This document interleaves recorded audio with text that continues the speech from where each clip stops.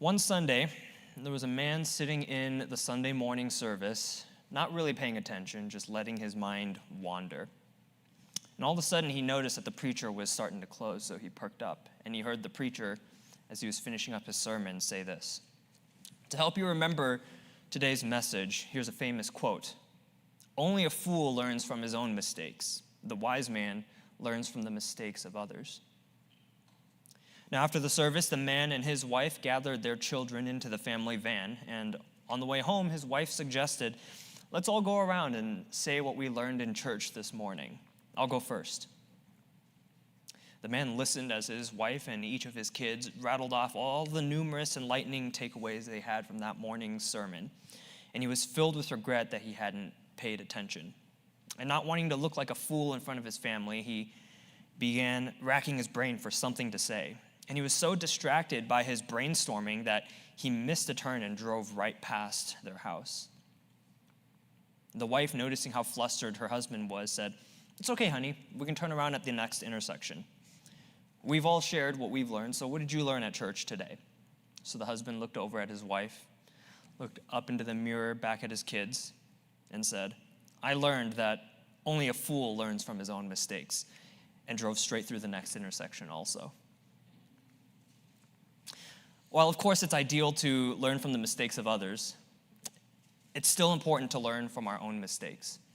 And so as we begin the study through the book of Ruth, we'll see that the story of Ruth begins with a mistake, a lesson, and a decision. Now, Ruth starts with an R, and so I thought I'd be cute and call these the 3 R's. The mistake that we're going to be looking at is the mistake of running from God. The lesson that is learned is the lesson of reaping the consequences. And the decision that was made is the decision to return to God. So first, let's look at the mistake of running from God. In verses 1 and 2, we read, "Now it came to pass in the days when the judges ruled that there was a famine in the land, and a certain man of Bethlehem, Judah, went to sojourn in the country of Moab, he and his wife and his 2 sons. And the name of the man was Elimelech, and the name of his wife Naomi, and the name of his 2 sons, Mahlon and Chilion, Ephrathites of Bethlehem, Judah. And they came into the country of Moab and continued there." We see here in this passage that in Bethlehem, Judah, where they lived, there was a famine. And because of this, they decided to leave to try to find a better life for themselves. Now, if you see right there, that Bethlehem, Judah, you may recognize that. That is the city often shortened called Bethlehem. And what that word means is house of bread. And what this is pointing to is God's provision, the place where God's people are currently dwelling. And the city is called Bethlehem, Judah, or house of bread, to point to the fact that God provides for his people. Now, sometimes the way that God provides is that he provides opportunities for us to grow closer to him through trials and temptations. And we see one of these instances happening here. You'll notice that it starts saying that it came to pass in the days when the judges ruled. The setting of this is in the midst of the story of the judges. Now, the book of Judges comes directly before the story of Ruth, but this story is happening at the same time that the period of the judges is happening. And so the Israelites are going through a time of judgment and blessing, this ongoing cycle with the Lord. And so this is one of the times when God is allowing his people to experience a little bit of suffering, so they'll recognize that they need him. But you see here that Elimelech grows a little impatient. And so we see is that in this story is that impatience leads to rash decisions. For fear of starving, Elimelech takes his family from the house of bread to Moab. Moab represents a land of idolatry. Bethlehem, Judah, in this story represents Christ's church. And Moab represents false churches or the world. Take your pick. Both will lead you on the wrong path.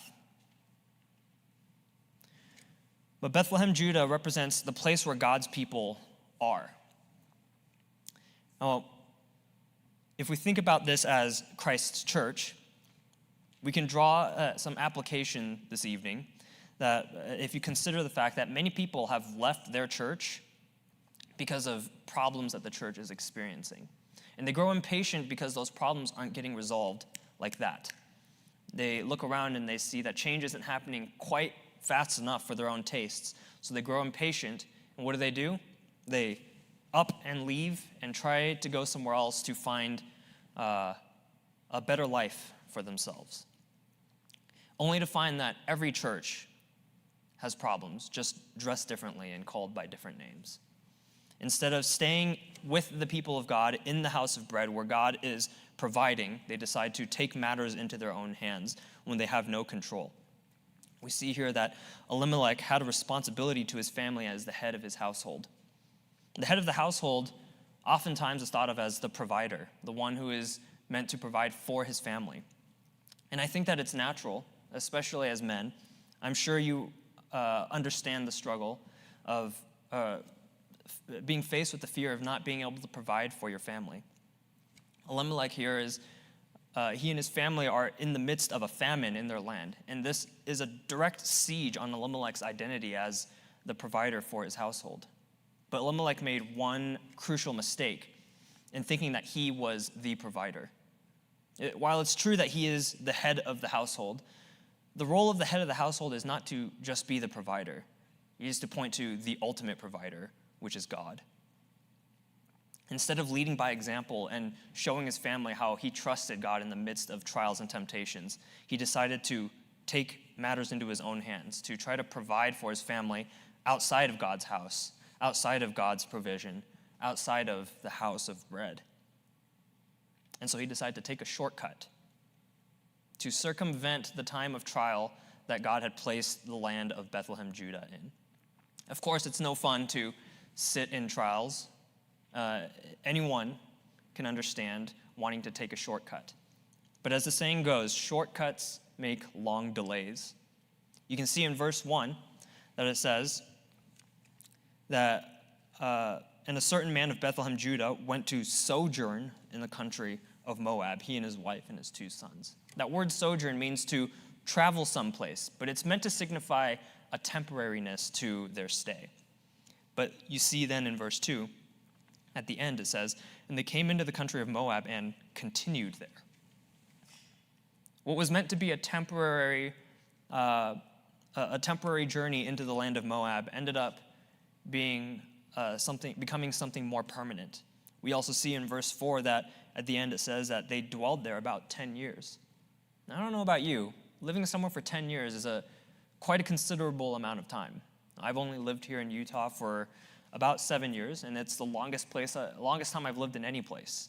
And I consider Utah to be a permanent home of sorts. I have no plans of leaving anytime soon. But I have not quite stayed as long as Elimelech and his family stayed in the land of Moab. And so you see that a short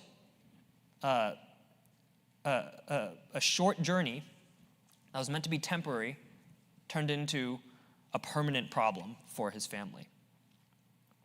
Now, if the land of Bethlehem, Judah represents Christ's church, and the land of Moab represents the world or false churches, we can see that if you leave the church temporarily to go somewhere else to seek something outside of God's provision, that can become more than just a temporary journey. Taking a break from church to catch up on other things goes from a couple weeks missing to a couple months to a couple years, and before you know it, you've been out of church for 2 decades. Proverbs 14:12 says, there is a way which seemeth right unto a man, but the end thereof are the ways of death. Sometimes it can seem tempting to take a break from church. I've been guilty of this myself.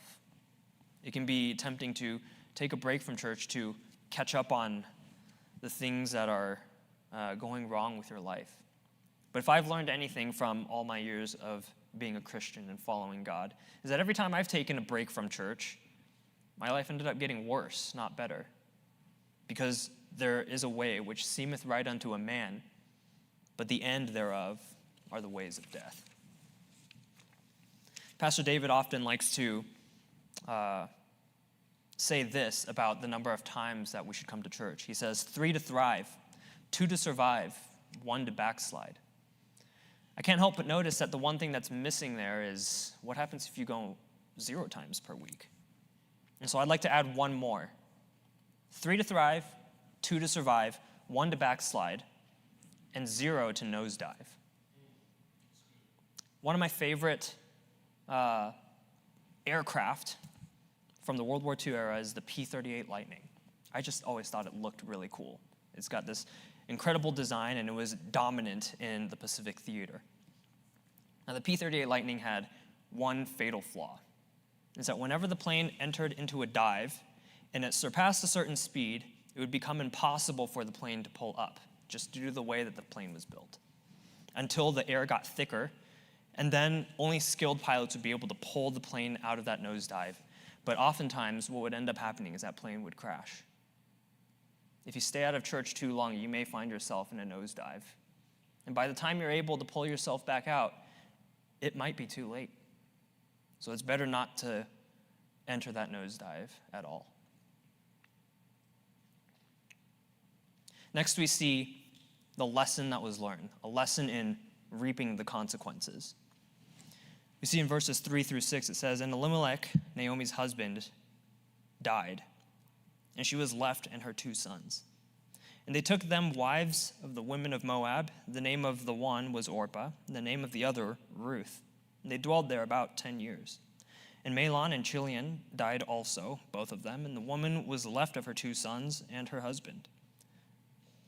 We see here that Elimelech ends up destroying his own life. He leaves his family in a foreign land without a head, without someone to lead the family, without someone to provide.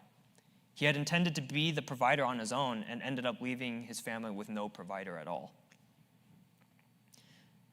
Now, sometimes we see or we hear of stories of people destroying their lives, and it's very easy to pinpoint the ways that they've gone wrong, the consequences that they reaped for themselves. But sometimes the damage that is unseen is the collateral damage of the lives that surround that individual. Consequences are not contained. When people blow up their lives, we forget about the collateral damage around them. If you are friends with just about anyone long enough, and you reach a point where you start sharing stories about your past.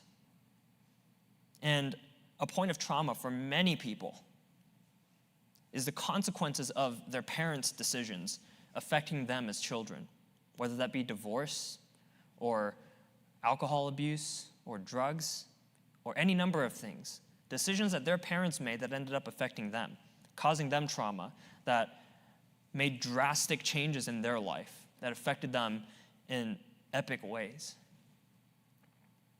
Now, sometimes these can lead to people coming to Christ, but sometimes it causes people to have a bad taste in their mouth of who God is. The destruction of your own life is not just your own life. It affects the lives around you. It affects your children.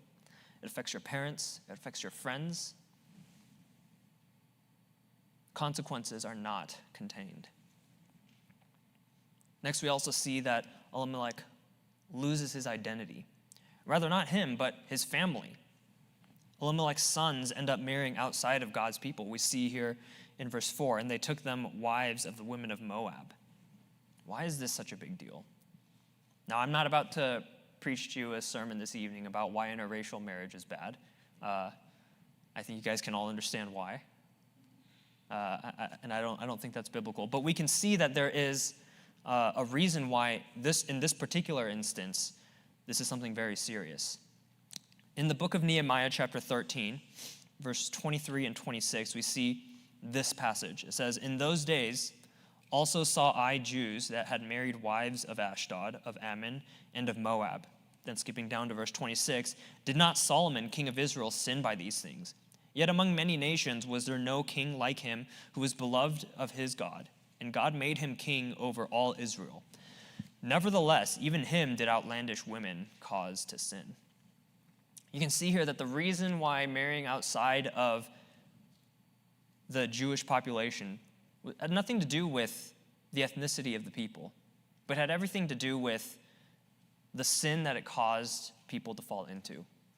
Right here we see that even Solomon, king of Israel, arguably one of the greatest kings of all Israel, ended up sinning because of the women that he chose to marry outside of God's people. The application that we can take from this is the people of God should seek to find spouses within the people of God. And I think that it's not spoken about enough. Now, this is not to put shame to you if you are married to someone who is not saved, but I think even you can recognize if you are in this situation that you can feel this in your core, how difficult it must be to want to follow God so badly, to want to lead your children in the way of the Lord, and to not have your spouse along with you doing the same thing. I consider myself blessed because my wife is a faithful woman of God, that we can lead our children together, that we can provide protection together by coming to the Lord as one, seeking protection from God, from the wiles of the devil, from the attacks of the enemy. But imagine trying to do that when half of your household is not trying to do the same. But this doesn't have to just be for people who are in a marriage where they're unequally yoked. This can happen also in families where the parents make light of church. People make light of church. They don't take it seriously. And then they wonder why their kids stop going to church when they get older. Because their kids learned that church is not important. So it's not important for me to continue when I'm older. What happened when Elimelech brought his family to Moab is that they lost their identity. They no longer identified with the people of God. Instead, they chose to identify with the world. The Israelites were meant to be a light unto the world. They were meant to be set apart. They were meant to be different. And Elimelech took himself and his family and became the world. But perhaps the most tragic thing of all in this whole story is that they ended up missing out on the blessings of God. You see, when you try to run from God, of course it hurts God, right? Like he wants you to be with him. But the thing that you miss out on is when God chooses to bless his people. And if you're not there to experience it, then you fall into the tragic happenstance of having to miss the blessings of God. You see, Elimelech tried to escape death by starvation, but ended up dying anyway in a foreign land. And not only him, his sons also ended up dying in this foreign land. And the saddest thing is that in verse 6, it says, "Then she arose with her daughters-in-law that she might return from the country of Moab, for she had heard in the country of Moab how that the Lord had visited his people in giving them bread."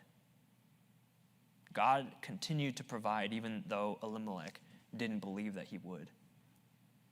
And because he took his family out of the land, out of the house of bread, he missed it when God provided for his people. His family missed out on the blessings of God. When you follow your own judgments, you miss out on God's provision. Sometimes it feels like if you've ever been in traffic and one lane of traffic is moving a lot faster and you're like, I don't like it here, I'm going to go over there. And so you change lanes, and then as soon as you change lanes, this lane starts slowing down and that lane starts going faster, and you're like, this isn't it, I got to go back. And then you go back, and then this lane is slower again, now that lane's faster, and it's just this never-ending back and forth of missing out.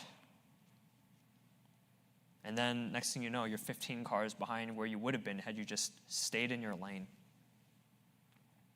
Sometimes God needs us to just stay put, but not always. Notice the final decision that Naomi makes here is the decision to return to God. In order to return to God, we need to know where to go. And so this may cause you to ask the question, how do we know where to go? How do you know how to fix your mistake once you've recognized that you've made a mistake? Here's how Naomi did it. She did it by looking for God's work, looking for God's people, and looking away from the world. Naomi recognized that God was working and providing back in Bethlehem, Judah. You see, she was sitting in Moab, and likely there was a famine there too. We don't know for sure, but it says that there was a famine in the land, and we can assume that the famine was more than just a localized event. And so it was likely that they probably didn't have much food in Moab either. But as she was sitting in the land of idolatry, in the world, she heard that back home, God had visited his people and had provided once again. And so she recognized that something was happening back home, that God was working. So she recognized where she needed to go by looking at where God was working. Next, you look for God's people. God's work happens among his people. When you are at church, I hope you come and you can recognize that God is working amongst his people. I hope that this may never happen to you, but if you end up leaving this church and ending up in the world, you may just recognize that God is not working out in the world. His work is being done amongst his people, and it's meant to shine a light out into the world so that the world may come in and become part of the church. Finally, Naomi looked away from the world. You'll notice that that the scriptures say here in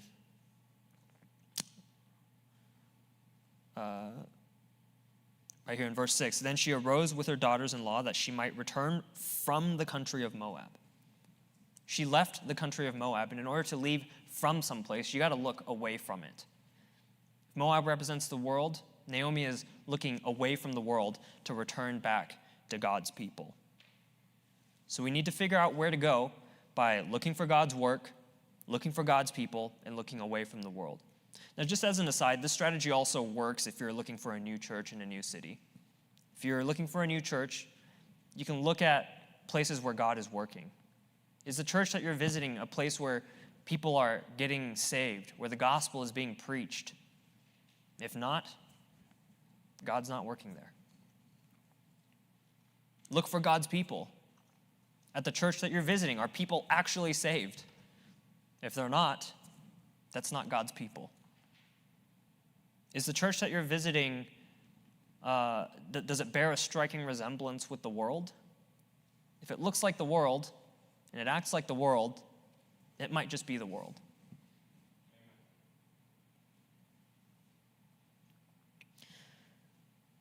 Now, the unspoken truth of this passage is that in order to go back, Naomi had to also let go of her pride.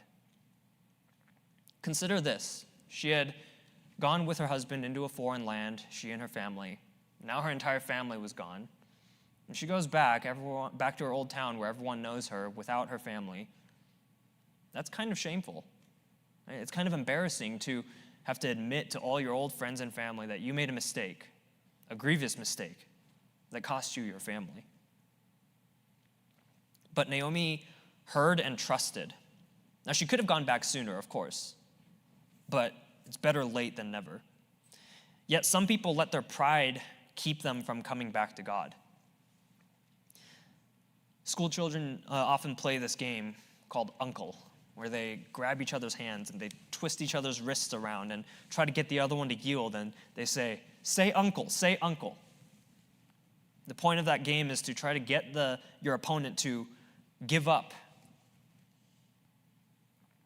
Sometimes when God is wrestling us because we're experiencing the consequences of our decisions, we just need to say uncle. We need to say, God, you were right. I was wrong. I'm going back. We need to let go of our pride instead of being afraid of looking like a fool. Now, you may be asking the question this evening, how do we know if we're experiencing the consequences of our decisions or if this is just a cross that we're meant to bear? Because if you remember back in verse 1, there was a famine in the land. That was hard times as well. And now they're in the land of Moab, and they're still experiencing hard times. So what is the difference between the two? How do you separate them? See, bearing your cross is trials and temptations that result from obedience. And the result is that God is glorified. But bearing your consequences of your actions is hard times due to disobedience, and God is not glorified. Consider an alternate story where Elimelech and his family stayed in Bethlehem, Judah, and prayed day and night that God would provide for his people. And then God answers the prayers as he did anyway and provided for his people. They experienced the same hard times, lack of food, an attack on the identity as a provider, as a head of household. But in one instance, they obeyed and God was glorified when he provided. In the other instance, they disobeyed and God was not glorified from their disobedience. And so when you recognize that you're bearing the consequences of your decisions to disobey God, you got to learn from your mistakes. And finally, you have to just go. Faith is not passive. Faith requires action. Faith requires you to move your feet. We see here in verse 6, it says that Naomi arose. Then in verse 7, it says, wherefore she went forth. Naomi arose. Naomi went forth. Naomi went. Because just hearing is not enough. Just hearing that God is providing back in the land of Bethlehem, Judah is not enough. She had to get up. She had to go back. She can't just sit there. Action is required. James 4:17 says, therefore to him that knoweth to do good and doeth it not, to him it is sin. Naomi knew in this instance that she had messed up. But if she continued where she was, knowing where God wanted her to be, and choosing instead to not go, that is further disobedience, further sin. Now, I imagine Naomi likely was consumed with thoughts of, what will my old friends and family think that I'm returning without my husband and without my 2 sons? Instead of overthinking, sometimes the solution is just to do the next right thing. There was a boy who had a very important test in school that day, and as he was getting ready to go to school, he had a terrible thought. I better not lose my pencil, because if I do, I won't be able to take the test. And if I can't take the test, I'll get a failing grade. And if I get a failing grade, I'll fail this class. And if I fail this class, my GPA will drop. And if my GPA drops, I won't get accepted into college. And if I can't get into college, I won't be able to get a job. And if I can't get a job, I won't be able to earn money. And if I can't earn money, I will starve to death. When the boy arrived at school and sat down at his desk, he realized he had been so consumed by the fear of the consequences of losing his pencil that he had forgotten to put his pencil in his bag. And as the teacher approached his desk to give him a test, she noticed that his face was pale. And she asked him, what's wrong? And he said, well, I forgot my pencil, which means I'm going to die. We see here that overthinking leads to underacting. Had he not been so consumed with thoughts of what if, maybe he would have remembered to bring his pencil. Now, of course, forgetting your pencil does not mean you're going to die. But obsessing over what if I forget my pencil ends up bringing you into the place where you didn't want to be anyway. Naomi could have sat there overthinking, what if? What if they laugh at me? What if I look like a fool? What if they don't accept me? Instead, she heard, she believed, she got up, and she went. Now, thinking back to the beginning of this message, of course, a wise man learns from the mistakes of others. So this evening, we can learn from the mistakes of Elimelech and Naomi. Don't do what they did. What was the mistake that they made? They ran from God. And they had to learn the hard way, reaping the consequences of their own decisions. Learn from the mistakes of others, yes. A wise man learns from the mistakes of others.